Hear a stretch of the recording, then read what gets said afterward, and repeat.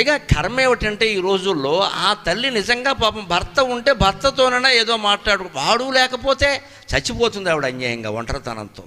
భార్య లేకపోతే భర్త పరిస్థితి ఏమిటండి? 60 ఏళ్ళు 70 ఏళ్ళు వచ్చాక భార్య పోతే అంతకంటే పెద్ద దౌర్భాగ్యం ఇంకోటి లేదండి. మగాడికి ముఖ్యంగా ఆర్థికమైన లోటు లేకపోతే ఆడవాళ్ళకి ఏదో నడిచిపోతుందండి. ఎందుకంటే వాళ్ళ కాఫీ వాళ్ళు కాచుకుంటారు, ఇంత ఉడకేసుకుంటారు. మా మగాళ్ళ బతుకులు ఏంటంటే అన్నిటికీ ఆడవాళ్ళ మీద ఆధారపడతాం. మాది పూర్వతరం, మాకు చేసేవాళ్ళే దొరికారు మా అదృష్టం కొద్దీ, మమ్మల్ని చేయనివ్వరు వాళ్ళు.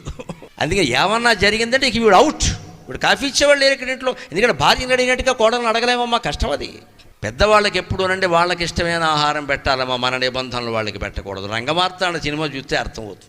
అందులో ప్రకాష్ రాజు కోడలో మీకు డైట్ ఫుడ్ తెచ్చాను పొద్దున్నే, నేను ఏదో పెద్ద కాస్త మనుషులు తినే ఫుడ్ పెట్టమ్మా అని చెబుతారు. ఎందుకని ఆ ముసలాడు వాళ్ళకి 70 ఏళ్ళు 80 ఏళ్ళు ఉన్న వాడికి ఏదో పొద్దున్నే పులిహార తినాలని ఉంటుంది, పెసరట్టు తినాలి, ఉప్మా. నువ్వు వాడికి ఆరోగ్య సూత్రాలు చెబుతావు ఇక్కడ.